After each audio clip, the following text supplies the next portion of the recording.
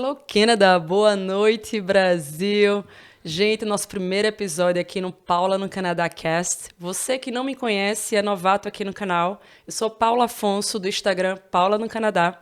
E eu decidi criar esse podcast justamente para auxiliar você aí que está no Brasil, planejando, pesquisando a respeito do Canadá. Neste podcast eu vou trazer histórias reais de brasileiros. Eles vão se abrir aqui, compartilhar suas histórias. E eu estou super ansiosa e já quero apresentar a vocês o meu co-host, José Arlan. Boa noite, tudo bom? Tudo ótimo, boa noite. Vamos ver aí esse novo projeto, né? Vamos ver como é que vai sair. Esperança e pensamento positivo tá grande nesse projeto da gente. E quero agradecer também as pessoas que estão neste projeto comigo, tá? O Gustavo Solman e o Rocha Neto, eles estão na produção audiovisual desse podcast. E, por favor, não deixem de compartilhar este vídeo, escrever nos comentários quem você gostaria que estivesse aqui no Paula no Canadá Cast. Bem, como hoje eu vou entrevistar o meu co-host, José Arlan, tá? O tema desse episódio é Larguei meu terno e sou pedreiro no Canadá. Nossa, Arlan, que mudança, hein? E pra quem não me conhece, não me segue no Instagram, Arlan é meu marido, tá, gente? E ele, assim, muita gente me pede, fica pedindo, nossa, Paula, a gente quer escutar mais a história do seu marido. E por isso que eu decidi que nesse primeiro episódio, ele aí é o astro. E vou compartilhar aí com vocês o histórico dele, tá? Veja só, se eu errar aqui teu currículo, me avisa, tá?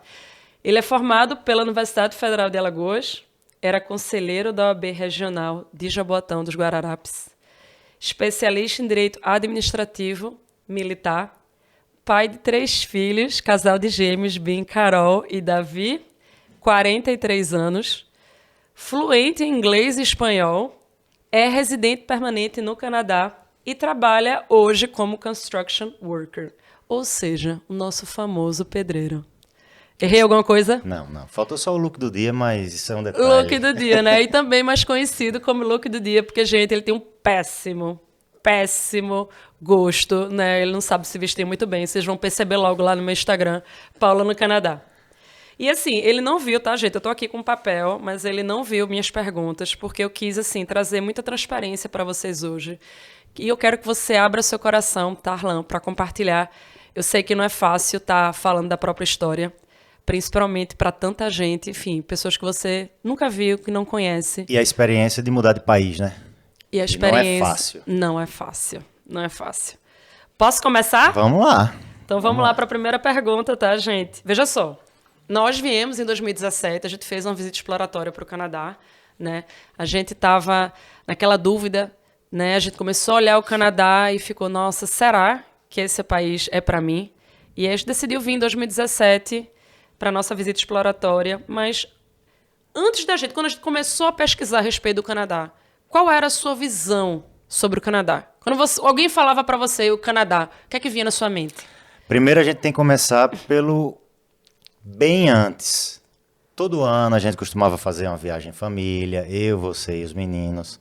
Geralmente Disney, América do Sul, final de ano, Réveillon.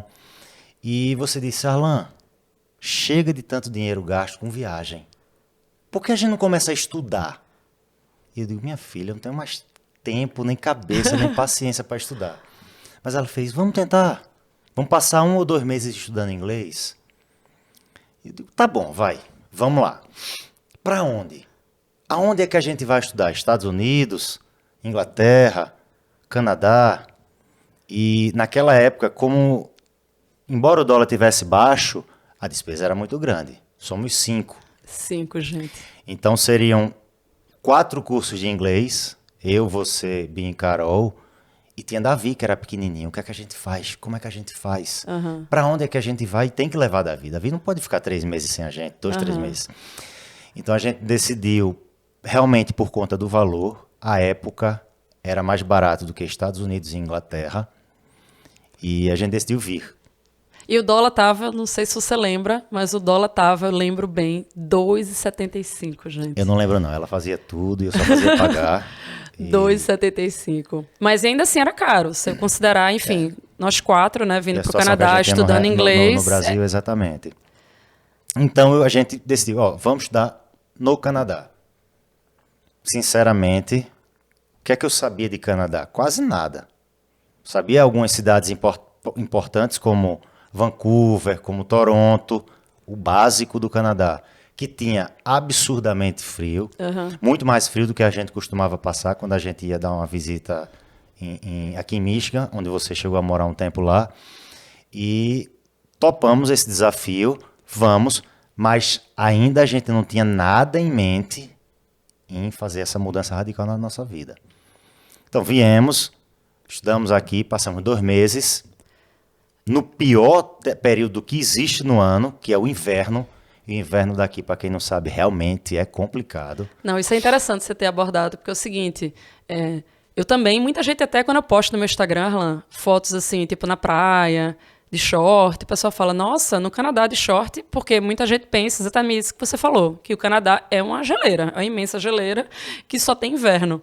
Mas a gente justamente escolheu nossa visita exploratória ser em janeiro e fevereiro, porque são os meses mais frios do Canadá.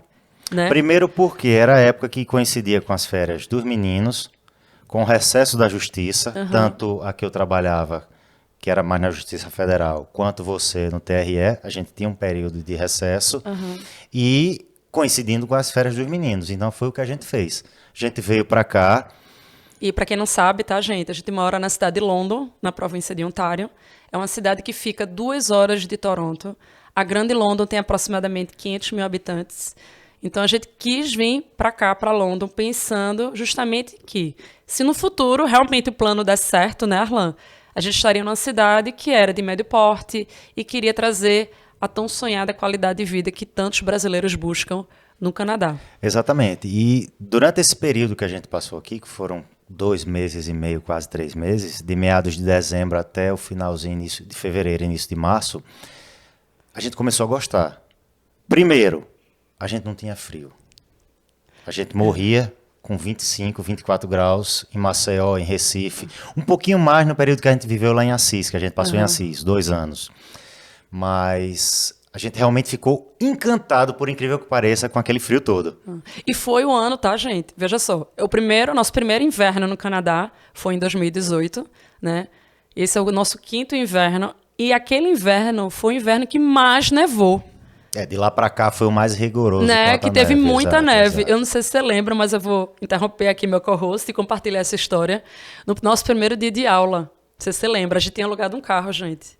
E aí a gente foi sair e o que é que tava lá fora? Simplesmente a gente conseguiu abrir a porta da garagem, mas quando a gente olhou que eu dei ré pra sair da garagem pra a pista do condomínio lá, simplesmente não tinha condição de nós 4 saímos com o carro, porque ele era um pouco baixo o carro, sair do condomínio de tanta neve que tinha. Era assim, eu acho que era essa altura. Não era tipo, Era quanto? uns 30 centímetros. 30, 40 tinha caído uma neve centímetros. pesada realmente naquele dia.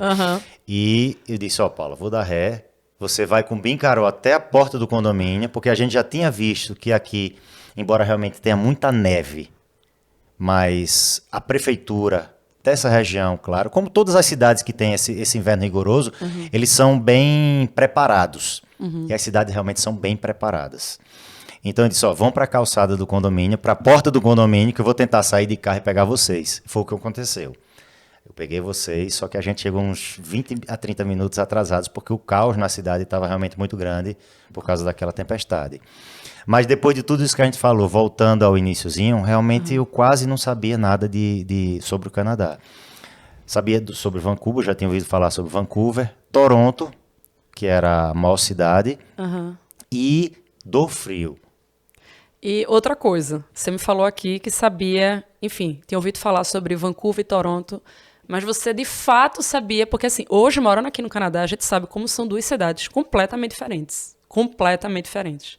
E naquela época, você sabia as diferenças? Não tinha conhecimento algum. Não sei se é até vergonhoso falar, mas 5 anos, mas realmente a gente não conhecia. A gente vivia muito Estados Unidos, e é o que muita gente no Brasil tem na cabeça. Quero estudar inglês ou quero morar fora, eu só penso em Estados Unidos. Mas a gente tem que ter em mente que a qualidade de vida que o Canadá proporciona, como um dos países mais espetaculares nesse sentido do mundo, é realmente fora de série, maravilhoso, e a gente vive isso em função daquela realidade que a gente tinha, E graças a Deus foi uma das melhores escolhas que depois a gente fez. E eu tenho uma história, não sei se você tem algo para compartilhar desse dia da neve que eu lembrei agora. Que quando a gente chegou na escola de idiomas, que os quatro, tá, gente? Nós quatro estudamos inglês na London Language Institute aqui em London. E aí, quando a gente chegou lá, tava tempestade de neve, e eu dizia para você, Arlan, relaxa. Tipo, tem muita neve, tempestade. Lógico que ninguém vai conseguir chegar na hora, na aula. Até porque, por exemplo, se chovesse em Recife, todo mundo chegava atrasado no trabalho, porque tudo alagava, né? Se fosse trabalhar. Né? E quando a gente chegou lá, eu fiquei surpresa, gente, só uma curiosidade, eu fiquei surpresa que quando eu entrei na sala, tava todo mundo lá. Todo mundo tinha chegado na hora. Ou seja, aqui os canadenses, eles são tão preparados para viver em qualquer época que teve tempestade de neve, o que é que eles vão fazer? Eles vão sair mais cedo, mas eles vão chegar pontualmente nos lugares. Isso foi bem interessante. Acho que foi o primeiro choque cultural que eu tive.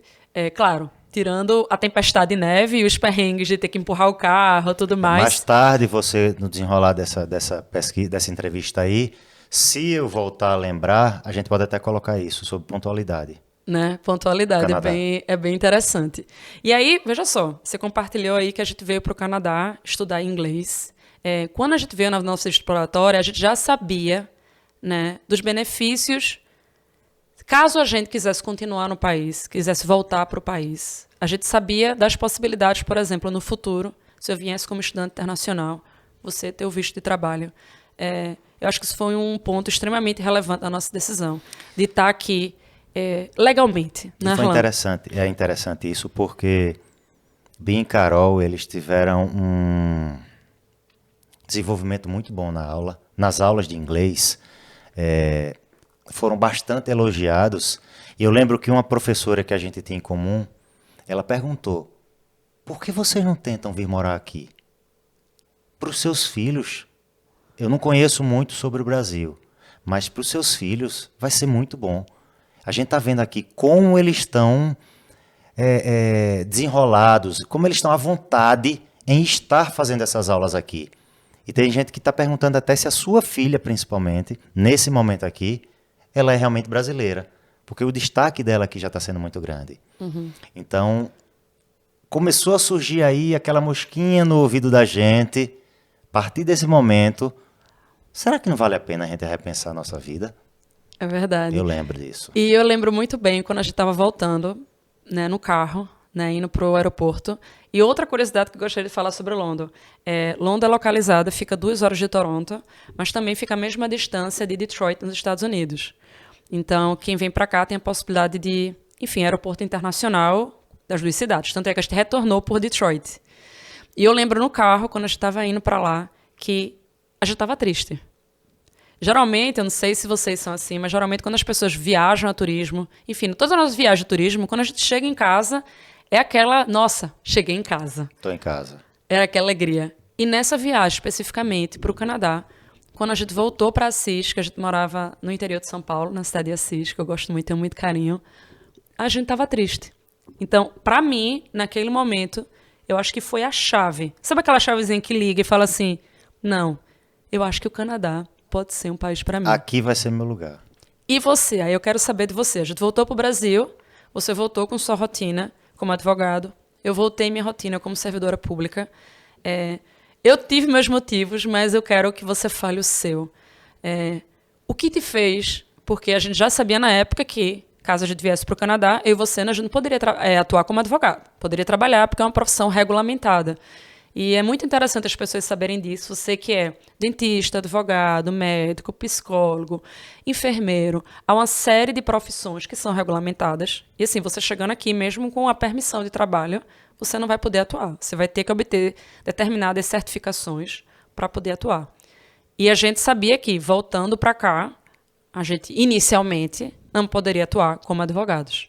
Então, o que foi aquela chave? O que foi você dizer assim, não, ali eu não quero mais ir para lá como turismo, eu quero tornar o Canadá como meu lar.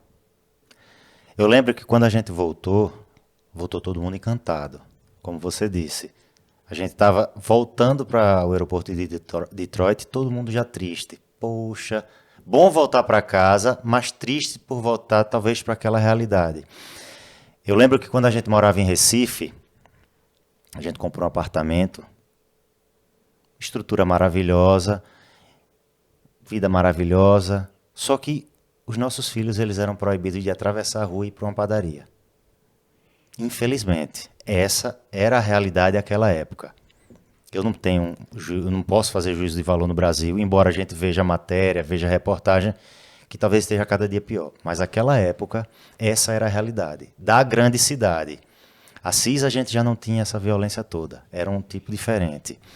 Mas eu, como vivia nessa ponte aérea, São Paulo, Recife, São Paulo, Recife, a cada 15 dias eu tinha que passar em São Paulo e 15 dias em Recife a trabalho, e eu sou muito ligado, sempre fui ligado à minha família desde pequeno, minha família de pai e mãe, e depois do casamento, a minha família hoje real, que é você e os meninos, eu não queria isso, eu não quero ficar mais 15 dias em uma cidade, mais 15 dias em outra cidade. Eu quero estar junto com os meninos. Se for para estar junto em Recife, vamos estar juntos em Recife. Se for para estar junto em Assis, vamos estar juntos em Assis. Isso foi uma das coisas que pesou bastante. A violência, o custo do Brasil realmente é caro. É. Morar no Brasil não é uma coisa barata. Arlan, fala para as pessoas assim que isso é algo que hoje me choca muito. Na época, enfim, era o que a gente tinha que fazer, não tinha opção. Né? Então, você falou da questão da segurança. Para quem é de Recife, as pessoas devem saber, a gente morava ali na Praça do Rosarinho e tinha a padaria do Rosarinho do outro lado da Avenida Norte. E nossos filhos, mesmo adolescentes, a gente não deixava eles atravessarem a Avenida Norte. E era proibido no condomínio qualquer tipo de criança sair. Bola tivesse caído fora, qualquer motivo, a criança não poderia sair. Mas sabe o que me choca falar isso hoje? É que a gente achava na época normal. Você tá entendendo? A gente vivia aquela realidade. A gente vivia aquela realidade e a gente achava normal dizer para os nossos filhos que eles não poderiam sair do prédio.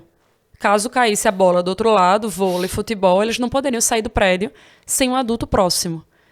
E hoje eu me questiono. Hoje eu vendo o Davi, o nosso mais novo, que vai para a escola sozinho, andando, que atravessa uma rua movimentada, sozinho. Eu fico imaginando, será que a gente tinha liberdade? Né? O que é liberdade? Que eu acho que isso pesa muito. E falando na questão financeira, então você falou o primeiro ponto, era a distância da nossa família, né? Então, só explicando um pouquinho para vocês, eu era servidora pública do TRE de São Paulo, e aí meu marido era advogado em Recife. Então, ele ficava na ponte aérea, ficava 15 dias lá, 15 dias cá, e, enfim, era muito difícil para a gente. Eu tentei uma época até ir para Recife e não consegui, e isso foi um dos motivos. E a questão financeira, eu não sei você que está aí no Brasil, mas quem tem filho, nós temos 3 filhos, assim, a lista de despesa, nossa, enorme. Infelizmente não é barato. Fala aí, quanto a gente gastava em 2017 só de escola? Não falei? A gente pagava escola, pagava inglês por fora, matéria de inglês, pagava esporte por fora do horário da aula, transporte. O transporte dos meninos também. Você pagava financiamento de carro, você pagava financiamento de apartamento, que é completamente diferente das nossas taxas hoje aqui. É coisa surreal. Só você vivendo, só você estudando e entendendo isso, é que você vê a realidade. A escola que a gente pagava para os 3... Só a escola, fala. Era quase 7 mil reais. Gente, quase 7 mil reais. 3 crianças, quase 7 mil reais de escola, mais o inglês dos 3, mais esporte de 2, fora as despesas, só com educação, era um absurdo. E assim, e é interessante isso que, falar dessa questão financeira, as pessoas acham assim, nossa, Paula, eu vou ter muita despesa indo para o Canadá. Só que eu tinha um cargo público estável, você era um advogado que tinha um bom salário, né, que tinha muitos clientes, e a gente vivia para trabalhar. A gente trabalhava e pagava conta, porque assim, a lista de despesas é muito grande. Então você está falando para mim a questão da segurança e um dado sobre London. Você sabe, por exemplo, a taxa de homicídio de London anual? Eu falei até com o Paulo a semana passada, porque houve um homicídio, acho que domingo passado, e foi o 5º homicídio no ano aqui na cidade. De 500 mil habitantes. Uma cidade de 500 mil habitantes, com uma grande London, vamos dizer assim, com um pouquinho mais, 100 ou 150 mil habitantes a mais na região, 5 homicídios. Então, é uma coisa surreal. Infelizmente, não é a realidade que a gente queria no Brasil. E vamos lá. Tá. E aí, tudo bem, você decidiu, a gente conversou e falou, não, realmente, vamos começar a brigar pelo Canadá. Qual era o seu nível de inglês na época? Olha só, eu sempre fui. Eu fui formado em inglês no curso da Universidade Federal de Alagoas. Fui formado em espanhol também no curso da Universidade Federal de Alagoas. Mas era aquele inglês de viagem que todo o 90% dos brasileiros que viajam dizem que tem um nível de inglês intermediário. Mas uma coisa que me diziam, quem viveu fora, e é a maior realidade que existe, você só vai melhorar o seu inglês vivendo. Você pode ter o seu curso maior que tiver, você pode ter estudado mais, formado, sei lá, graduação, pós-graduação, cursos específicos nessa área de linguística, mas uma coisa eu digo, só vivendo, só estando naquela realidade é que você realmente aprende inglês. Inglês da teoria é uma coisa, é o inglês de pedir o cachorro quente, é o inglês de pedir um hambúrguer. E olhe lá, porque quando a gente foi em 2004... Eu queria que tu contasse essa história do inglês. Eu lembro, assim, não tá nem aqui no roteiro, tá, gente? Mas a história é muito boa. É isso que eu tô No falando. McDonald's, a gente no aeroporto. Conta essa história. Uma realidade é o inglês de pedir o sanduíche. Outra é o inglês de você lidar com o seu chefe, seu superior. Aqui E você no dia a dia. atuar na sua área.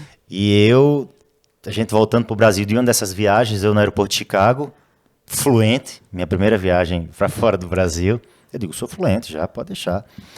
E, detalhe, eu passei 30 dias sem falar nada, né? Mas eu estava no aeroporto, poxa, eu tô no McDonald's, é só chegar lá, ó, quero o número 1, pronto. E eu estava com isso na minha cabeça. Detalhe que eu não estava preparado para qualquer tipo de pergunta. Eu quero o sanduíche número 1. Perfeito. Mas daí ela fez, como é que você quer? Com salada, sem salada, com molho, sem molho, a minha gente aí pegou e a Paula não sei se tinha ido ao banheiro eu não sei o que você tinha ido fazer. Eu tava distante. E eu fiquei desesperado, meu Deus do céu, e agora? Ainda bem que Paula chegou e me salvou, ainda bem que você tava na hora lá, depois chegou e salvou. Mas aí é que tá onde a gente tá querendo chegar. Essa é a diferença, porque a gente diz, eu tenho um inglês intermediário. Mas que intermediário é esse? E assim, eu lembro que quando eu estudei uma época no Brasil, é que assim... Nós temos perfis diferentes, tá, gente, de inglês. Porque a Arlan, por exemplo, estudou a vida inteira no Brasil, curso de inglês regular, e eu aprendi inglês quando eu morei fora e fiz o intercâmbio. Então, eu tinha vivido já com aquela realidade do inglês do dia a dia, estudar em outro idioma. E ele não.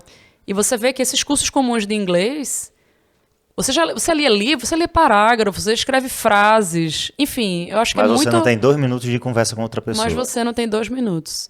E aí eu sei que eu tô adiantando um pouquinho aqui, tô fora do script, mas teve essa McDonald's e aí você voltou pro Brasil recentemente, depois de 4 anos sem retornar ao Brasil. Você voltou e você... E por incrível que pareça, eu peguei um voo de Toronto para Chicago e em Chicago eu fui à mesma McDonald's. Eu até postei isso depois nos stories, a emoção que eu tive na hora, porque...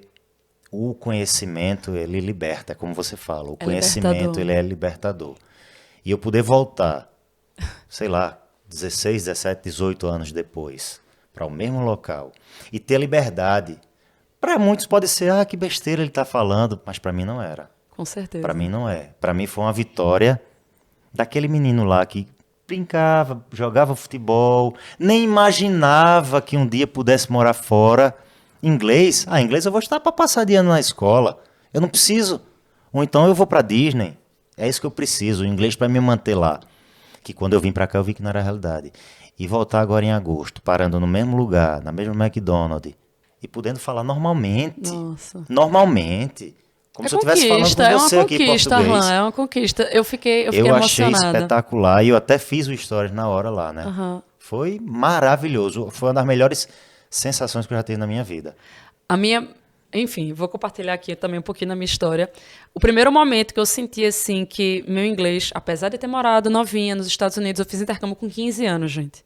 Então, eu fiz intercâmbio com 15 anos e aí eu vim morar no Canadá com 35, ou seja, 20 anos depois. Então, tive esse gap enorme.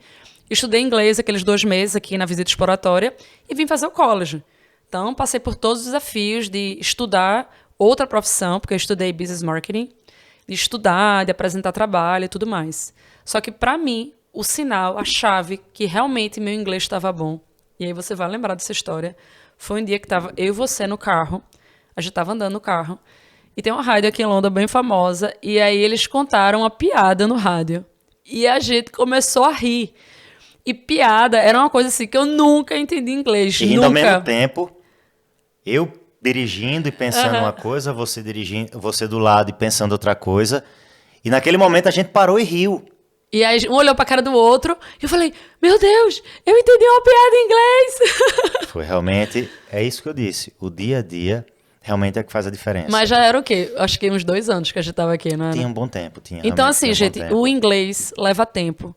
E o conselho, né, a dica que eu daria às pessoas que estão no Brasil é, não desista. É como se fosse atividade física. Que você tá lá, você treina musculação e você começou ali a treinar e você só aguenta 5 quilos. Um exemplo, tá? Você faz deadlift lá com 5 quilos. E aí você vê aquela pessoa do seu lado que carrega 100 quilos. E aí você pensa, nossa, eu nunca vou chegar lá. Só que você não tá olhando para aquela pessoa ali do lado, quanto tempo ela tá treinando, quanto tempo ela tá fazendo aquela mesma coisa para chegar naquele nível. E eu acho que o inglês é a mesma coisa. Se dê a oportunidade do tempo. Agora, tempo e consistência. Eu acredito muito no volume. Isso eu aprendi, eu era concurseira, tá, gente? Então, o concurso me ensinou muito isso. De que era aquela ali, ó. Aquela constância, todo dia, todo dia, todo dia. No início eu abria os livros, abria aqueles códigos. Tinha que ler a Constituição. Nossa, não sei quantas vezes eu li aqueles códigos, aquela mesma coisa. Só que eu era consistente, eu não desisti. E aí o volume, a quantidade, trouxe o resultado. E aí eu acredito que os anos aqui, você no Canadá, trabalhando, com experiência, escutando pessoas, rádio, TV. E outra coisa, tá? Eu até queria falar contigo isso, que muitas pessoas veem casais, né? Como nós. E sempre é normal um ter um inglês melhor do que o outro. Claro. É super normal. Mas assim, o que eu admiro em você, Arlan, eu quero falar aqui já publicamente, é que você sempre esteve aberto a aprender. Então você não sentiu intimidado por eu ter um inglês melhor do que o seu. Muito pelo contrário. Você estava assim, disposto a aprender. Então, você chegava em casa, colocava no jornal lá de notícias em inglês, você foi para a sua primeira entrevista de emprego. Foi uma das coisas que a gente aprendeu na LLI, na escola de inglês que a gente fez os 3 meses de curso, foi que esquecesse o português. Você quer ler um jornal? Primeira coisa, muda todo o... Não sei como é que a gente fala. O setup do seu celular e põe em inglês. Começa a assistir televisão, filme no Brasil. Volta pro Brasil, vai assistir a um filme, coloque em inglês. E se puder, coloque a legenda em inglês. Não coloque a legenda em português. Com certeza. São pequenas alterações no dia a dia que lá na frente, você que está planejando vir para o Canadá com 1, 2, 3 anos, é planejamento a longo prazo. Só que tem que começar logo. Ah, eu não sei, eu não tenho ainda nível para ler um livro. Não leia um livro. Baixe Lê um parágrafo todo dia, uma página. Baixe né? um aplicativo de um jornal de fora, de um jornal em inglês. Leia uma matériazinha, um parágrafo daquela matéria. É como você disse, a consistência vai fazer a diferença. Volume. Como é que o professor do Davi, o coach dele, falou? Para ele treinar, porque a consistência traz a excelência. Exatamente. Então é isso aí. É exatamente isso. E aí, vamos lá, vamos adiantar aqui um pouquinho. Então, a gente decidiu que veio para o Canadá, a gente chegou no Canadá. Como o foco hoje é falar um pouquinho dessa mudança de carreira, então você chegou aqui sabendo que você não poderia atuar como advogado. Como foi a conquista do primeiro emprego no Canadá? E em quanto tempo? Olha só, uma das coisas que me preocupava era como é que vai ser. Decidimos mudar, vamos dar entrada nessa papelada, vamos ver como é que vai sair. Coincidentemente, amanhã começa a Copa do Mundo. E nós aplicamos para o visto para vir para cá exatamente no dia que a gente foi eliminado pela Bélgica. Só um detalhezinho, porque eu gosto de futebol. Aleatório, viu, gente? Totalmente aleatório, tá certo. 2018, naquele fatídico dia da Bélgica, a gente aplicou para toda papelada para cá, minha, sua e dos meninos. Esqueci até a pergunta. A pergunta era, como foi o seu primeiro emprego? Como você conseguiu o seu primeiro emprego? Tá. Outro detalhe que é importantíssimo. Não sei se isso é uma crítica ou não. Você está vindo do Brasil. Você é médico, você é dentista, você é engenheiro, você é advogado, arquiteto, você é gari, você é faxineira, você vende carro. Não interessa. Se você quer vir estudar, se você quer trabalhar aqui, eu não entendo não, quem entende isso é você.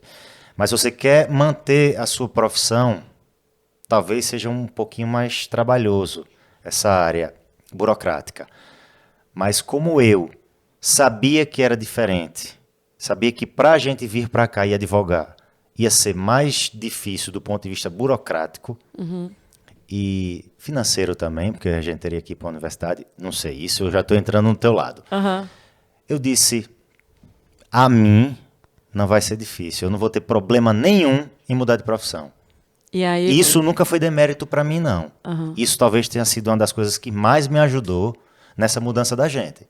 Foi dizer, hoje eu sou advogado, muito bem sucedido, conselheiro da ordem, mas eu vou mudar, eu vou para outro país, que eu não posso fazer o que eu estava fazendo ontem e amanhã. Como é que vai ser? Estou pronto para qualquer coisa. E eu quero só, assim, para quem não sabe, tá, gente? Só dando um esclarecimento para vocês. Quando eu vim para o Canadá em 2018, eu vim como estudante internacional e aí fiz meu curso, né, Business Marketing no Fanshawe College. Como nós somos casados, ele veio com Work Permit, com visto de trabalho. Então, o visto de trabalho aberto e que ele podia trabalhar em qualquer atividade e meus filhos com visto de estudo. Então, esse foi um dos motivos, né, que fizeram a gente decidir vir para o Canadá. E aí, eu como tinha limite, né, a quantidade de horas que eu poderia trabalhar, como estudante internacional só 20 horas, né, fora do college, e você tinha permissão de trabalho aberto, você tinha que chegar aqui e começar a trabalhar. Até porque, gente, por mais que o dólar estava 2,75, vezes 2,75, a gente tinha que trabalhar aqui para se manter aqui. Então me fala, então você, como foi? Para onde você foi para conseguir seu primeiro emprego? Quando a gente ainda estava lá, aplicamos para o visto, acho que em junho, como eu falei, na Copa do Mundo. Até ele efetivamente sair, você já começou a ter contato com pessoas que já estavam aqui.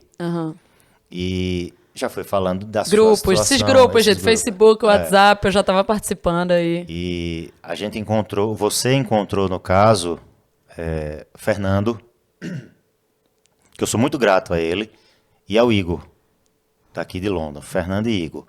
E eles me orientaram, Arlão, venha para cá, quando você chegar aqui, tá tudo certo, a gente caminha você para uma agência de emprego, ou então a gente manda contato para você de quem é dono da agência, para que você vá lá, converse, marque uma entrevista, ela veja o seu perfil.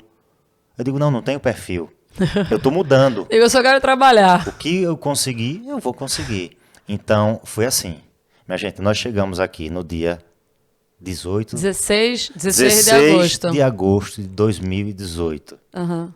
No dia 17, ou 18, não, 17 não, mas acho que dia 18 ou 19, entrei em contato com essas pessoas, o Fernando, o famoso presida, e o Igor, e eles me passaram o telefone de uma pessoa, eu liguei para ela, marquei uma entrevista com ela. Você foi para uma agência de emprego? Fui para uma agência de emprego. Marquei a entrevista com ela. Eu digo, meu Deus do céu, e agora? Será que eu tô com aquele inglês ainda de 2004? Vamos lá, vamos fazer essa entrevista. E chegamos no dia 16, e foi no dia 29, 13 dias depois, 29 de agosto, eu tinha conseguido meu primeiro emprego. Então, só para esclarecer aqui para as pessoas, então, você procurou uma agência de emprego, por esses brasileiros que te deram contato, você foi lá, você participou de entrevista para trabalhar onde e qual foi a sua primeira atividade? Ela disse, eu tenho uma vaga para você aqui. É em uma fábrica de pizza congelada, fica aqui na cidade, e não precisa ter experiência, porque a experiência você vai aprender, e o que você precisa ter é que todo imigrante tem, e realmente isso é uma vantagem, a força de vontade. Exatamente. Eu digo, tenho 4 pessoas em casa, mais eu 5, somos 5 pessoas em casa, E a gente precisa trabalhar. Você bota comida em casa. Onde esse dinheiro sai e não entra, uma hora vai acabar. Aham. Então, o pouco de reserva que a gente tinha, a gente investiu em toda essa mudança. Não, mas me fala a atividade que você conseguiu emprego. Para que atividade? Eu, nessa entrevista, eu consegui como machine operator. Eu comecei a trabalhar numa fábrica de pizza congelada aqui. E qual conhecimento você tinha, que eu acho que é muito interessante, qual conhecimento você tinha para mexer em máquina? Veja só, advogado que não trocava uma lâmpada dentro de casa. Você costumava dizer que os homens da casa eram seu pai e meu pai. Exatamente. Quando eles iam visitar a gente... Era meu sogro, era meu pai, porque ele não trocava tudo, uma lâmpada, tá, gente? Não trocava uma lâmpada. E aí, quando ele conseguiu o primeiro emprego... Não, veja só. Ele chegou todo feliz em casa, conseguiu o primeiro emprego, não, machine operator. Machine operator. E agora? Esse homem vai fazer o quê lá, pelo amor de Deus? Numa fábrica de pizza eu só entendi o quê? Comer, né? E como foi os primeiros dias de trabalho? Primeiro dia, cheguei lá, lembro como hoje. Me apresentei ao chefe. E aqui, meu nome é José Arlan Romualdo Tavares. Aqui não tem nome do meio, não. Aqui é o primeiro e último nome pronto. E me apresentei como José Tavares e ele já olhou para mim diferente, porque um grande jogador de hóquei aqui é Tavares. Então, todo mundo que vinha falar comigo no início, eles brincavam comigo. E já foi descontraindo, por incrível que pareça, né? A gente acha, às vezes, o canadense frio. Mas, pelo menos lá na fábrica, foi interessante essa entrada. Máquina, para mim, quando você mexe no celular, mexe no iPad ou no computador, é difícil. Davi, Bim e Carol, que resolvem a minha situação aqui. Eu encho o saco quando quero postar alguma coisa. Imagina eu mexer naquelas máquinas absurdamente gigantes. E realmente assusta. Assusta. Mas daí eu pensava, a reserva que a gente tinha no Brasil vai ter uma hora que vai acabar. Com certeza. E a gente vai ter que começar a andar com as nossas pernas. Então... Você teve treinamento? Eles me deram treinamento, me deixaram uma semana com um colega lá, funcionário antigo, me treinando em todas as máquinas, porque à época tinha um revezamento lá. Hoje, não sei, parece que não tem mais, você fica fixo naquela máquina. E eu olhava assim e digo, meu Deus. Mas deu certo. Por quê? Porque eu acho que eu tive essa força de vontade de dizer, eu vou aprender uma coisa diferente, e eu acho que o mais importante, eu me desliguei do Brasil. Eu não vim para cá com o nariz empinado porque eu era advogado. Porque advogado, engenheiro, qualquer tipo de profissão, eu aprendi isso aqui. É apenas o nome. Eu acho assim que o que você faz não define quem você é. Define o que você faz como fonte de renda para sua família. Mas infelizmente no Brasil, o que você é ainda é o que manda. E me fala, assim, Diferente daqui do Canadá. Você falou sobre a questão, enfim, financeira, que você quis arrumar um emprego logo, que foi o quê? 10 dias, 12 dias? Porque a gente queria pagar as contas com dinheiro aqui do Canadá, feito no Canadá.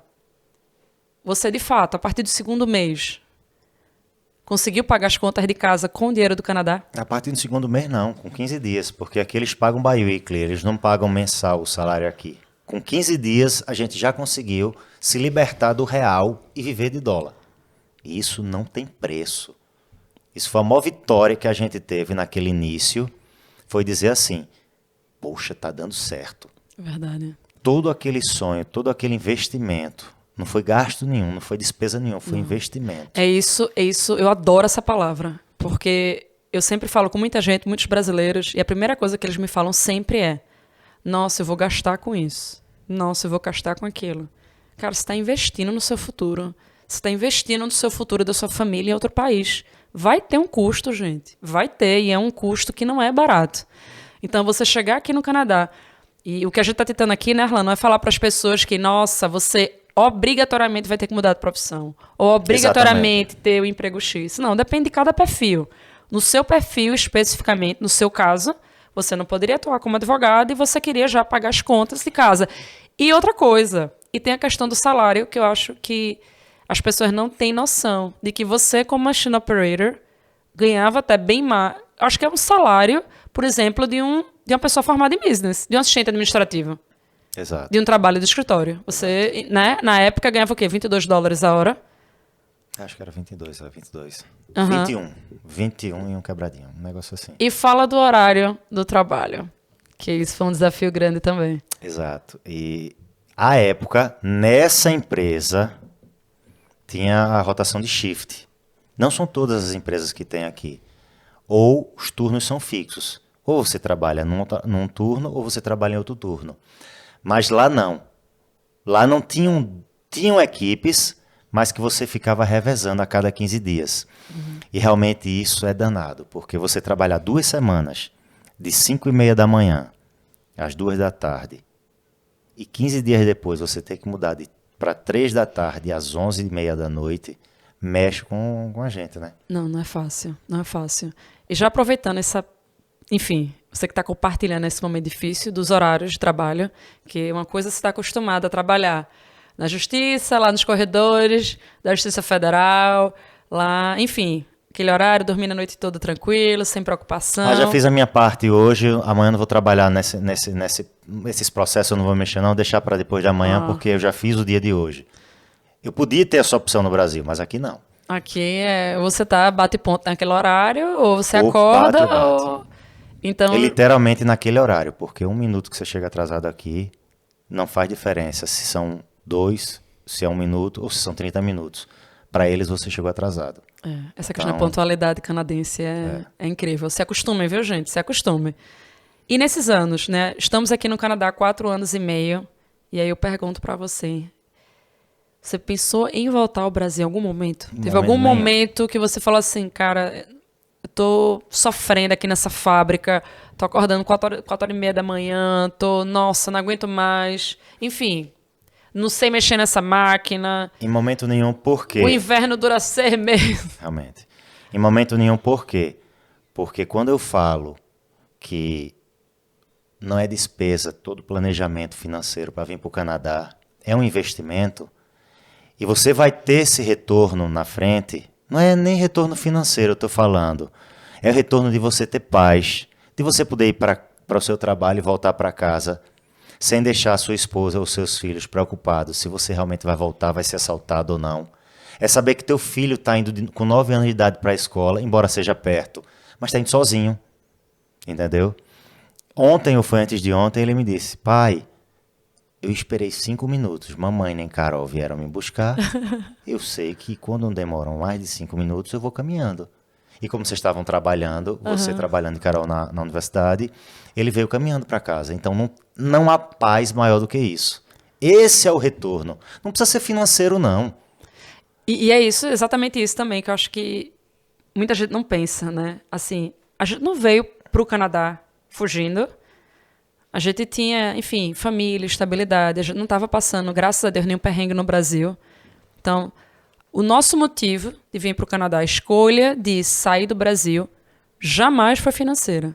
Eu acho que a gente fez muito mais pensando nos 3, no futuro deles, na qualidade de vida deles, na segurança deles, pensando em nossos filhos, do que em nós. Exato. Porque, assim, né, colocando aqui na real para as pessoas, assim, a gente passou por vários sacrifícios, eu tive vários momentos difíceis no Canadá, como estudante, no período PGWP, teve o Covid, busca de emprego, enfim, eu passei por vários momentos que aí eu compartilho em outro podcast da gente, e que você fica... E o medo da gente, eu acho que também era o seu, tenho certeza que era o seu também, não era querer voltar para o Brasil, mas a questão... O medo da gente era de ter que voltar, não porque a gente queria voltar.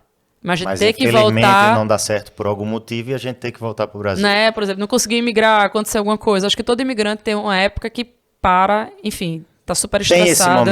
Tem esse momento da imigração que você fala assim, meu Deus, vou conseguir imigrar ou não. Mas assim, eu quero falar para vocês, escutem isso, essa frase que é muito importante, de que quem faz tudo, assim, busca melhorar o inglês e tem tempo, né? Então a nossa escolha de eu ter feito um college de 2 anos, ter 3 anos do visto de trabalho depois, enfim, tá? Ter esse período de 5 anos no Canadá, eu acredito que é tempo suficiente, não só para nossa família, mas para inúmeras famílias aí que querem migrar para o Canadá. Só um ponto importante que você falou agora é planejamento. Por que planejamento? Semana que vem vai fazer 1 ano que a gente foi convidado e viramos residentes permanentes. E por incrível que pareça, o visto da gente só venceria em novembro de 2023. Ou seja, a gente veio para cá, você fez seu curso, e eu trabalhando, os meninos estudando. Se a gente não tivesse aplicado, por qualquer que fosse o motivo, para a residência permanente, nós ainda estaríamos aqui legalmente até novembro do ano que vem, esperando outras oportunidades para conseguir a residência permanente. O que, graças a Deus, a gente já conseguiu. Então, planejamento é a palavra. Conhecimento. Planejamento com conhecimento. E aí me fala, sua relação com a família. Então, aqui, tá, gente, bem diferente. Acho que muita gente se preocupa. No Brasil, você tem toda a rede de apoio. Você tem a família do lado, você tem pai, mãe, avô, tio, amigos, toda aquela rede de apoio que no socorro você liga... Ai, tá doente, precisa trabalhar, deixa na sua casa. Ou não fiz almoço hoje, eu vou aí almoçar. Ou pede uma marmitinha, que não tem marmita no Canadá, né? Como você vê, assim, a relação com sua família? Com sua esposa, comigo, com os meninos, antes do Canadá e depois do Canadá? Qual é o seu balanço? Eu, como sempre fui família, talvez eu seja meio suspeito para falar, mas de qualquer sorte a gente ficou muito mais unido aqui. Carol, Jabinho amadurecendo mais na universidade, Davizinho, a gente vendo o Davi crescer, eu vendo as suas dificuldades de estudo, compartilhando, tentando compartilhar horário de trabalho part-time, eu no meu trabalho, tendo minhas dificuldades quaisquer lá. Então isso uniu mais a gente. Eu acho que uniu muito mais a gente. E serve para muito casal com muito filho pequeno que está vindo. Dificuldades, claro que vão existir, mas a gente supera. Eu acho que a gente acaba enxergando mais um ao outro. Então, a minha concepção da nossa família, aqui no Canadá, é que no Brasil, por ter essa toda rede de apoio, que é maravilhoso, tá, gente? Não acha que eu não sinta falta, não, meu Deus do céu. Eu acho que a saudade é um preço alto que a gente paga por ter feito essa escolha de vir para o Canadá. Mas, graças a Deus, a gente tem telefone hoje, né? Tem internet, né? Mas tá aqui, eu comecei a enxergar mais a nossa família, entendeu? Assim, ter tempo mais de parar, de olhar no olho, de sentar, porque a gente tem que cozinhar junto, a gente todo domingo tá junto, assim, tem que estar junto. Então, quem a gente conta hoje, no dia a dia, somos nós. Apesar de construirmos também, adquirimos nossa segunda família aqui no Canadá. Então, isso vocês vão ter isso, tá, gente? Chegando aqui, vocês vão fazer amizades com brasileiros, com canadenses, com pessoas de outra nacionalidade, que vão acabar sendo a família de vocês. Então, assim, quando chegar aniversário, Natal, épocas comemorativas, vocês vão ter essa rede de apoio que jamais vai substituir, mas que vão se tornar aquela família que você escolhe. Exatamente. Né? É que a gente escolhe. Que a gente escolhe. E aí tem um fato interessante, tem uma história aqui, que é do meu Instagram. Olha, você que ainda não segue Paula no Canadá, por favor, corra lá e siga, tá? Segue também o Zé Arlan, que eu tô precisando de seguidor. Tá precisando de seguidor também. Eu tinha colocado uma caixinha de perguntas, então você ficou 2 anos na construção civil, e eu lembro bem que eu abri caixinha de perguntas. 2 anos na fábrica. 2 anos na fábrica. E aí eu abri a caixinha de perguntas lá, enfim, sobre a vida, estudo e trabalho no Canadá. É o que eu sempre falo. E surgiu uma pergunta lá sobre trabalho, alguém perguntou sobre trabalho na construção civil. E eu, conhecimento zero, trabalho na construção civil. E aí um amigo nosso, Cleison, ele chegou no direct pra mim e escreveu assim pra mim: Paula, eu trabalho na construção civil e eu ganho $35. Aí eu, como? Não, na hora eu olhei assim, eu dei um print, na hora eu digo, mentira, né, Cleison? Eu digo, Cleison, pera aí. E veja só pra vocês terem uma ideia, porque se você pensar em R$35, não é nada, mas, gente, $35 é dinheiro aqui. Você tá falando de hora, né? Hora. Por hora. Por hora, porque aqui a gente ganha por hora, tá, gente? É produtividade. Aqui nesse país é produtividade. E, pra vocês terem ideia, $35 a hora, um enfermeiro ganha $35 a hora. Inicial. Então, assim, é um excelente salário.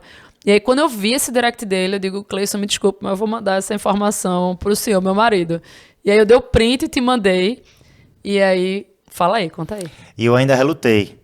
Não sei se você lembra disso. Eu digo, mas vou pra construção. Meu Deus, e agora? Eu não sei. Quer dizer, eu aprendi a virar homem como ela brinca aqui. Que eu montei a casa todinha, os móveis, tudo que precisou fazer aqui, que eu nunca fiz na minha vida no Brasil. Porque tinha o meu sogro, tinha meu pai que faziam por mim. Eu tive que fazer aqui. E relutei ainda bastante para mudar, porque para mim já estava confortável na fábrica. Já tinha 2 anos. Já treinava outras pessoas, eu já estava né? treinando as pessoas, já estava sendo chamado pelo supervisor para fazer o setup, inclusive, de todas as máquinas, para iniciar amanhã. E eu digo, meu Deus, será que vai valer a pena? E passou essa oportunidade.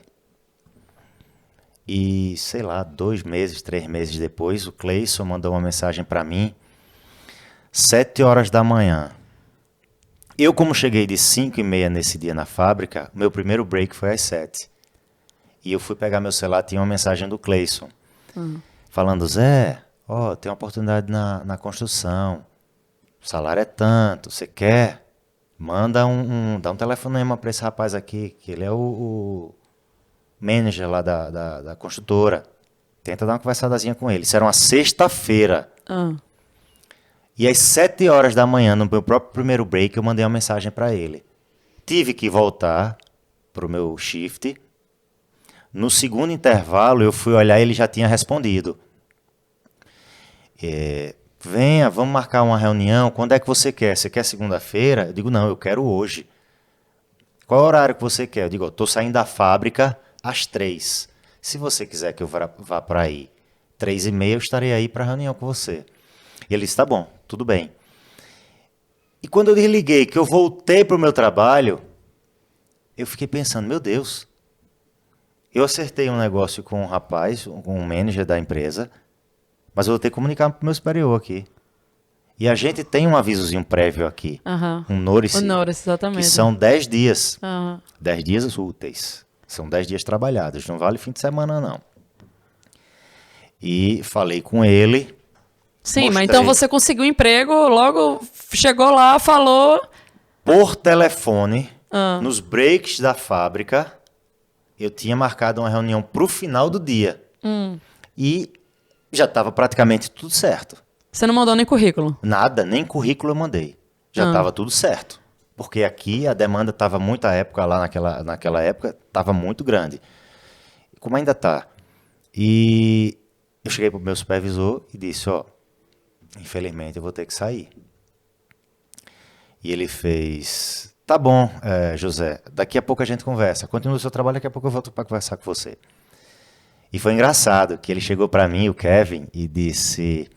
Tá bom, José, você vai, tô feliz, porque você vai para um lugar melhor. Tu pulou a história, rapaz. Tu foi pra entrevista e quando foi lá, no final do dia? Não, eu tô falando ainda antes da entrevista. Eu tô Antes da falando entrevista. lá... Tu já disse que ia mudar de emprego. Antes de ir pra entrevista, eu já tinha acertado. Ele disse que ia lá só finalizar a conversa. Tá. E nesse período eu cheguei pro meu chefe. Já disse que tô ia saindo porque o salário é muito melhor do que aqui.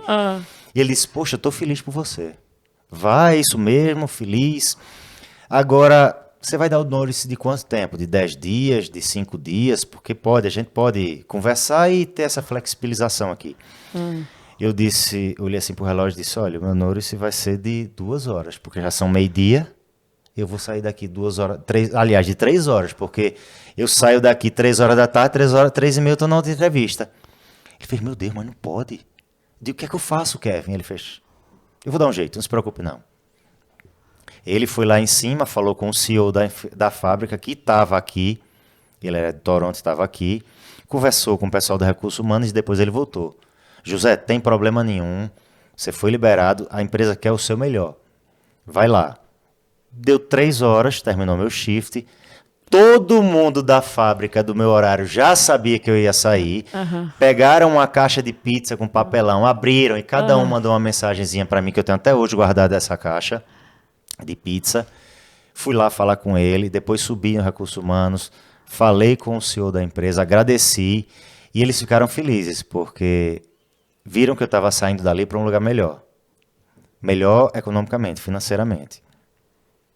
E fui fazer a entrevista. Meu Deus do céu. Não, sério, honestamente, qual a pessoa... Não, você que tá escutando a gente. Qual a pessoa que diz que vai sair, que faz festa, que pega pizza, que faz tudo... E nem conseguiu emprego. Não, sério. Tava quase engatilhado.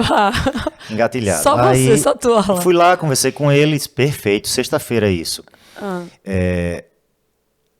Tem alguns probleminhas aqui, que é o problema da construção civil no Canadá. Só existem 2 problemas. O primeiro, o frio. Não, mas o que é que ele perguntou na entrevista? Perguntou qual era a minha experiência. Eu digo, olha, a minha experiência é muito boa nos tribunais, em Recife, quando eu trabalhava, em São Paulo, em Brasília. E como machine operator aqui. Ele fez, você vai aprender a trabalhar com isso, com aquilo, com concreto, tal. Digo, perfeito. A gente tá aqui para isso. Tá aqui pra isso. É E eu aquela queria coisa, o melhor pra minha família. é aquele relato, né? Não, tá tudo certo. Não, eu vou, não, eu vou, sei, eu dou conta.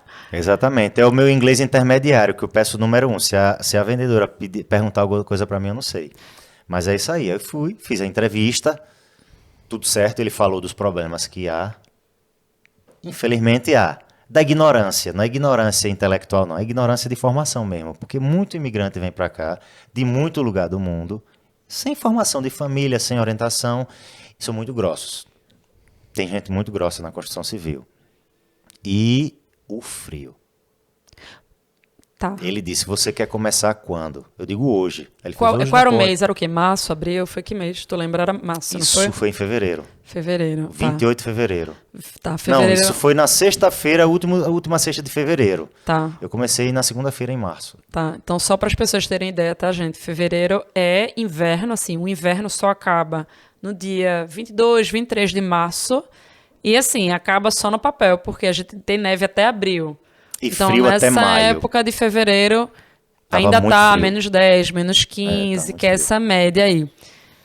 E aí você disse, yes! Topo, sem problema, ele está bom. Os únicos problemas são esses. Você tem que saber lidar com as pessoas, que realmente não é fácil, e frio.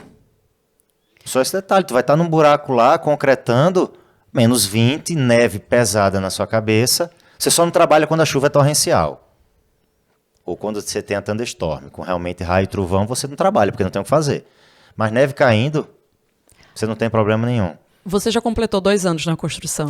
Rapidinho, a gente aqui, quando a gente muda de um país para o outro, que foi a minha realidade, em 13 dias eu consegui esse emprego na fábrica, quando você já está estável financeiramente, não é rico não, é conseguir organizar todas as despesas de casa com o que você vem ganhando, você pode galgar outros planos. Claro. Você pode, a partir daí, da sua estabilidade, tentar outras coisas. Aham. E foi o que eu fiz. Eu não sabia de nada. Mas o salário era um salário compatível com recém-formados. E qual é a formação que eu tenho? Nenhuma. Então, é um outro nível. Realmente, quem trabalha, os brasileiros que trabalham aqui sabem do que eu estou falando. Que não é fácil. Não é fácil, mas no final da semana, porque aqui eu recebo por semana Weekly. na construção civil. É diferente. E as pessoas devem saber que aqui você pode receber monthly, tem alguns empregos que pagam mensalmente, outros bi-weekly, every other week, né? 15 dias. A cada 15 dias, e weekly. Então, é muito bom que você trabalha na outra semana, você já está recebendo aí o Exatamente. salário da semana anterior. Exatamente. E aí você falou aí do frio, como pedreiro, que eu fico brincando que é o pedreiro mais famoso do Canadá, né, o construction worker, qual é a época de fato que é mais difícil o trabalho na construção? Tipo, é o verão, porque aqui o verão, gente, esquenta muito. Tem dias que vai, gente, sério, feels like de 40 graus. Eu postei esse ano passando mal com sensação de 45 de calor. Também a gente E tem um nesse frio. dia, por incrível que pareça, meu nariz começou a sangrar por causa da umidade, que estava muito baixa, e o calor absurdo. E o meu foreman na época lá, o meu supervisor, ele ligou para a empresa e disse, o Joe tá passando mal aqui, o José tá passando mal e ninguém vai trabalhar mais. Todo mundo vai para casa porque a gente não vai morrer. A gente trabalha para a empresa, mas a gente tem que cuidar da gente acima de tudo. Com certeza. Ninguém vai trabalhar mais. E a gente teve que sair, foi embora todo mundo. É a diferença também do calor e do frio, porque no frio é absurdo. Qual foi a temperatura mais baixa, assim, que tu trabalhou? Lembra? Acho que foi ano passado. Aliás, foi a pior época do ano pra gente é janeiro e fevereiro. Aham. Mas tu lembra a temperatura, assim, mais ou menos? Outubro faz frio.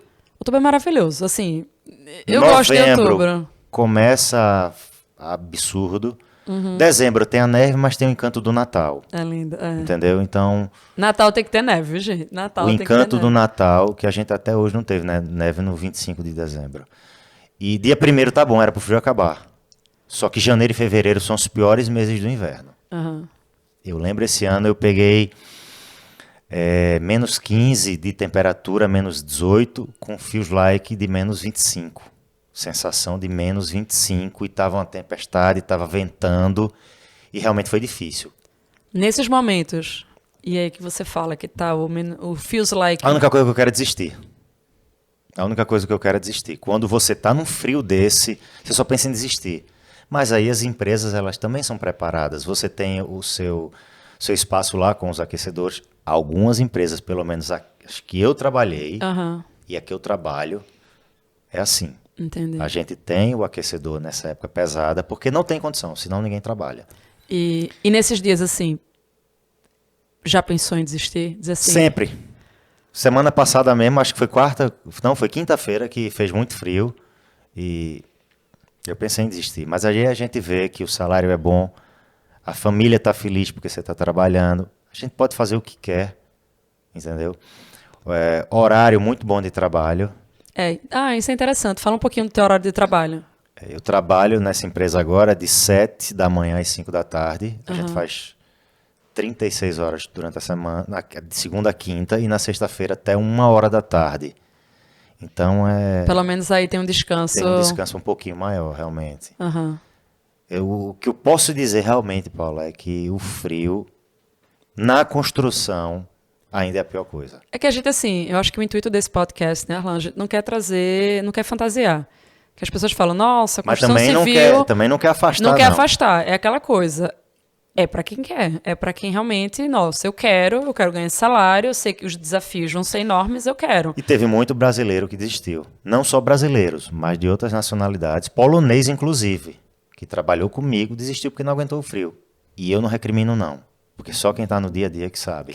Uma coisa é a gente sair do carro para um restaurante, sair do carro no estacionamento de um shopping para um shopping ou para uma fábrica que se trabalha e voltar. Outra coisa é você trabalhar 9 horas com sensação de menos 15. É desesperador. Não é para qualquer um. Não é. E aproveitando isso, já que tem tantos desafios em trabalhar na construção civil, no externo, você já pensou em mudar de emprego? Você já pensou em até, por exemplo, voltar para a área jurídica, enfim, não necessariamente como advogado, um law clerk, trabalhar em outras áreas, mas sair da construção? Eu até tinha pensado,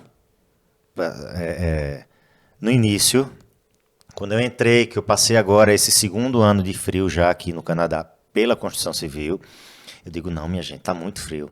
Não tem nada a ver com questão de gostar ou não gostar. É porque realmente o frio é complicado. Mas aí eu disse, não, tá na época de Jabim e de Carol estudar, agora é a época de a gente apoiar os dois, e o sucesso está vindo aí deles dois estudando, então vamos deixar para eles agora. E se não for para eu continuar na construção civil, eu vou achar um outro lugar, nem que seja para voltar para a fábrica.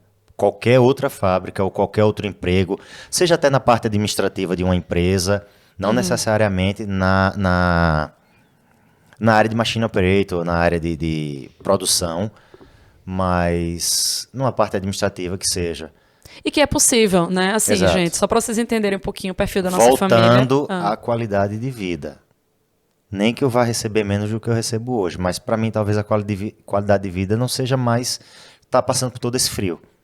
Eu talvez não precise mais estar passando por esse frio. Já passei a minha fase, talvez eu possa esteja na fase de outras oportunidades, outras novidades, quem sabe? Quem sabe? A gente tem um casal de gêmeos, tá, gente? Bia e Carol, Jabes e Maria Carolina. E eles chegaram aqui no Canadá com 14 anos, então eles fizeram todo o high school no Canadá. Inclusive vai ter um episódio com eles, tá? Para falar da experiência deles, como o high school mudou a vida deles no Canadá. E eles estão na universidade. Então, minha filha, ela faz Health Science, lá na Western, aqui em London, na Western University. Meu filho tá na U of T, Universidade de Toronto, estudando Political Science. Então, assim, a universidade no Canadá, mesmo para quem é residente permanente, é pago. Então, assim, a gente tem que dar o suporte aos nossos filhos nesse momento. A gente teve dor logo de uma vez. Então, por isso que as contas têm que ser mais controladas, né? Mas, claro, você que chega aqui, nada impede, tá, gente? Que você procure outro emprego, você... Enfim, até que continue. Até porque a gente conhece gente que trabalha na construção e que está 10, 15 anos, até porque a aposentadoria é muito boa, né? Exatamente. É um detalhe. A gente trabalha na construção civil, tem um salário espetacular para os dias de hoje, aqui no Canadá. A gente tem um sindicato muito forte, lá em Ona, é um sindicato muito forte, que ajuda a gente, dá um suporte principalmente quando está em baixa nas atividades, que muita empresa diminui bastante, agora principalmente no inverno, a quantidade de obras, e muita gente é colocada em layoff, que é você ficar de stand-by. Ó, a gente está com pouca obra, fica aí stand-by, e quando as coisas melhorarem, você volta. Não é uma demissão, entendeu? Fica aí stand-by. Só que ninguém pode ficar sem trabalhar, porque você só recebe se você trabalha aqui no Canadá. Então, você vai para o sindicato, procura o sindicato e ele lhe coloca no mercado. Ele te procura uma empresa que esteja necessitando de funcionário e recoloca você lá. Entendeu? Foi engraçado que aconteceu comigo agora em outubro, isso que você até contou já nos stories, que eu estava numa empresa e realmente as coisas deram uma diminuída. Por conta do aumento de juros, né? Enfim, do mortgage. Exato, a economia está ficando um pouco abalada já e eu e mais alguns outros lá fomos colocados de layoff. E sem problema nenhum, ninguém fez nada de errado, só que o momento é esse. E no outro dia eu fui ao sindicato e o pessoal do sindicato nos orientou e disse que realmente a construção civil está passando por um período de mudança e dificuldade até, vamos dizer assim, mas que eu não me preocupasse que eles iam tentar me recolocar em outra empresa. Porque a gente trabalha junto com o sindicato e eles trabalham muito para a gente. Entendeu? É um sindicato muito forte. E graças a Deus, né, Orlando? 2 dias depois, exato. né? É um sindicato muito forte. E 2 dias depois eu já estava trabalhando. De terça a quinta-feira foi uma mudança radical, realmente. E aí, pensando em você, pensando assim, tudo que você fez, né, nesses 4 anos e meio, você saiu como machine operator, tá agora como construction worker, com todos os desafios na neve. Enfim, tem uma série de brasileiros aí que estão planejando vir para cá. Chefes de família como você. Qual o conselho, o que é que você falaria para esses homens que estão planejando e que se espelham, enfim, na nossa história, se espelham na sua história e que às vezes têm um background e que ficam com medo de iniciar um novo, porque é incerto. Eu sei que esse conselho que a gente fala para todo mundo, eu acho que é repetitivo, mas deve ser repetitivo. Eu diria que quanto melhor o seu nível de inglês, mais oportunidades irão abrir para você. Verdade. Mas o que é que você falaria para essas Tem uma pessoas? frase que eu estou vendo ali, que nós estamos todos juntos nessa jornada. Quando eu falo todos juntos, é você e a sua família. Ninguém mais além de vocês vai poder ajudar. Financeiramente podem até ajudar, mas vai ter uma hora que você vai ter que andar com as suas próprias pernas. Então, primeira coisa, tá com plano, não desista. Não desista se é isso que você quer. Eu vim para cá, quando a gente veio para cá, eu sou novo, eu tenho 43 anos. Você também é nova, tem 38, 39. Mas a gente não pensava nem na gente. Por falar que eu sou nova. A gente pensava nos meninos. Entendeu? Porque você sabe como a gente é, né? Amanhã eu quero mudar, eu quero morar nos Estados Unidos. Não, vou morar na Europa, tal. Dentro da possibilidade e dentro de um planejamento pra gente. Mas a gente queria dar um futuro melhor para os meninos. E aí, com toda a união da gente, com todo esse planejamento, com toda essa organização e essa vontade de todo mundo vencer junto, tá dando certo. Estamos rendendo os frutos aí. Não desista do seu sonho. Não desista. Porque talvez depois você vai ficar se questionando e se martirizando. Por que eu não fui? Por que eu não fiz? E não tem nada a ver com política, viu, minha gente? Tem nada a ver com política. Eu sou um partido ou sou outro partido. O partido é a sua família. Esqueça o momento que o Brasil está vivendo. O que você está querendo fazer? Se há possibilidade de você mudar, se há possibilidade, se é uma coisa real, faça. Não deixe para amanhã, não. Não se arrependa, não. Procure um bom profissional e não se arrependa. Procure a Paula no Canadá. Outra coisa que eu queria falar, só complementando o que você está falando, que eu super concordo, eu acho que a união faz toda a diferença. Até porque, tinha até uma pergunta aqui para eu fazer, mas eu já sei a resposta e quero que vocês escutem também essa resposta, de que o Canadá, gente, não vai trazer felicidade para vocês. Não vai, assim. Mesmo se você é feliz no Brasil, você vai ser feliz no Canadá. Se você era infeliz no Brasil, talvez você seja infeliz aqui no Canadá também. Mas assim, sua vontade de vir para cá de conhecer, de viver experiência nova em outro país. Tudo que vocês assistem aí no YouTube, no Instagram, mas a sua vontade tem que ser maior do que o seu medo. Porque a gente teve medo, a gente teve inúmeros questionamentos, principalmente vindo com 3 filhos, né? Não é uma Novos. decisão fácil, mas a nossa vontade era maior. E nossa união também sempre prevaleceu. Arlan, você é feliz no Canadá? Sou muito. Mas eu sou feliz como eu já era feliz no Brasil. É isso que você está dizendo. Entendeu? A gente só mudou de país. E graças à união da gente, isso a gente pode dizer, graças a essa união, eu, você, Binho, Carol e Davi, a gente está onde a gente está. E hoje, com a residência permanente, 4 anos após o Canadá, 4 anos após essa mudança, com aquelas 15 caixas que teve que chegar no aeroporto de Guarulhos de caminhão, só quem estava lá que viu, entendeu? Gente da família da gente, com vergonha de tanta caixa, minha gente, que a gente tava lá, parecia retirante. Usem caixas. Parecia retirante, mas tá aí o retorno, como eu disse há pouco. O retorno não é só financeiro, não. O retorno é de qualidade de vida, é de você poder ver seu filho pequeno indo para a escola sozinho, é você poder deixar a tua bicicleta na frente de casa 4 dias, 5 dias na entrada do lado, depois lembrar e a bicicleta tá lá, é de você ver seus 2 filhos gêmeos, cada um na sua universidade já, entendeu? Então, isso é a recompensa desse planejamento, dessa organização e da união da família. Obrigada por todo, enfim, por compartilhar essa história linda, que é a sua história, a história da minha família. Só para finalizar, eu queria que você desse as pessoas já escutaram os desafios de trabalhar na construção, mas realmente tem muita gente que tem interesse de chegar aqui. Paula, eu quero, nesses primeiros anos, enfim, minha esposa fazer college, eu fazer college, eu já quero, enfim, eu sei que é muita despesa no início do Canadá. Quem quer trabalhar, chegar aqui, trabalhar na construção, qual é a dica que você daria? Tipo, como é que a pessoa começa? Pessoas como você, que nunca tiveram experiência na área, como vai atrás do emprego na construção? Na minha época, como se eu já estivesse trabalhando há 20 anos, mas há 2 anos, há 1 ano e meio, 2 anos, a gente podia ter essa contratação como eu tive, direta, empregado e empregador. Hoje as coisas mudaram, você tem que entrar através do sindicato. Se eu não estou enganado, você tem que ir para o sindicato primeiro. Então, assim, a orientação seria, procure o sindicato.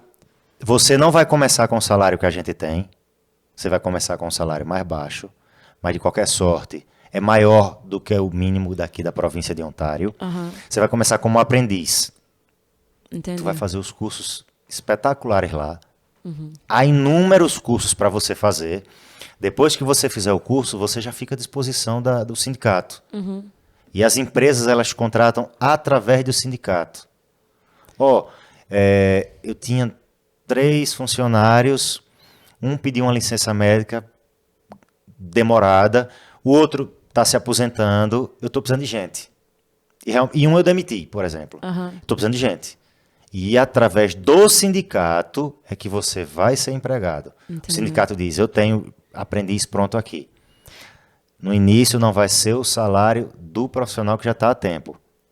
Mas você lá, depois de um bom tempo, você consegue chegar ao mínimo do sindicato aqui. E se alguém no Brasil que não tem experiência na área, quer fazer algum curso já no Brasil para chegar aqui com alguma habilidade? Por exemplo, eu quero no Senac, você indica a pessoa fazer algum curso desse para vir com algum conhecimento prévio? Hoje, se eu fosse dar uma dica, eu falaria, pega o dinheiro desse curso e invista no seu inglês. Entendeu. Eu faria isso. Entendeu. Segundo, chegou aqui, vá ao sindicato, tenha uma conversa com eles lá, se abra completamente, explique a situação. Eu sou novo. Você entra como aprendiz. Há inúmeros cursos lá. Para já ter os certificados daqui. Você já entra com certificação. Já aprende, já chega aqui com os requisitos. Só uma curiosidade. É importante você começar como aprendiz. Você tem que começar agora como aprendiz no sindicato. E eu digo que na empresa que eu trabalhava, a gente fazia casas e eu fui para uma equipe diferente. Eu fui para uma equipe comercial que a gente construía prédio. E a gente, por estar em prédios, tem que fazer inúmeros cursos. E quando a gente saiu de layoff agora, que eu fui ao sindicato, a empresa que me contratou hoje, uma das primeiras coisas que ela perguntou foram os certificados que eu tinha Entendi. para trabalhar com buildings. Entendi. E graças à empresa anterior e aos certificados que eu pude fazer, os treinamentos que eu pude tirar, eu entrei na mesma hora. Entendi. Porque eu mostrei a ele que eu tinha trabalhado. Então, talvez, você pode trabalhar no Brasil, pode ter algum certificado, alguma certificação técnica. Mas eles são muito rígidos aqui com a legislação, né? Principalmente de construção. Então, acho que é melhor realmente, acho que essa dica que você deu é maravilhosa. De investir no inglês, até porque, gente, muita gente acha, trabalhar na construção civil não precisa de inglês. Precisa. Você vai ter o chefe da obra, você vai ter o superior, você vai ter os colegas de trabalho, você vai participar de uma entrevista. Claro que você não precisa de um inglês rebuscado, mas você vai precisar saber se comunicar. Então, eu vou falar aqui em todos os episódios, vou dar bronca em vocês, de que priorizem e invistam no inglês. Como é chave de fenda? Como Como é chave de furadeira? Como é Como é prego? macaco? Como é prego? Como é martelo? Prego eu aprendi, acho Então- que é nail, é nail. É. Gente, é nail. Nail é tipo, você fala assim, não é unha, é prego. Exato. Então, precisa de inglês Precisa. e, acima de tudo, precisa fazer os cursos de aprendiz no sindicato. Entendi. É a maior dica que eu dou para quem quer começar na construção civil. Chato, meu chato, chamo ele de chato, tá, gente? Porque ele realmente é muito chato. Muito obrigada por estar aqui com a gente. Só avisando para vocês que ele vai ser meu co-host. Então, todos os episódios aqui no Paula no Canadá Cast, a gente vai trazer outros convidados, outras histórias, né? Começando pelas pessoas que estão aqui na minha cidade de London, mas também vamos trazer convidados de outras cidades que irão compartilhar histórias incríveis de brasileiros que estão aqui no Canadá. E saibam que isso é apenas uma experiência. Pode ser que outra pessoa tenha uma experiência totalmente diferente. E aqui, está tudo ok, tá, gente? O que a gente quer trazer, compartilhar aqui com vocês, é informação. Essa foi a minha experiência, exatamente. É. Eu trabalho na construção, Arlan, mas não tem nada a ver com o que você está falando aí, não. Minha experiência foi diferente. Eu trabalhei numa fábrica e é totalmente diferente. Eu estou falando da minha experiência aqui no Canadá. De toda a mudança de estar num pleno do TRF, da 5ª região, com aquele paletó, e hoje está trabalhando, como foi ontem, com menos 12 graus, de calça, 5 camisas, 2 moletões, um casaco, segunda pele, bota. Essa é a E tá diferença. tudo certo, né? Tá tudo certo. E tá tudo certo. Então, por favor, não deixe de seguir meu Instagram, Paula no Canadá, e coloca aqui nos comentários sua opinião a respeito do episódio. Se você tem alguma sugestão de outro convidado para estar aqui nessa mesa conosco. E espero vocês no próximo encontro. Até mais.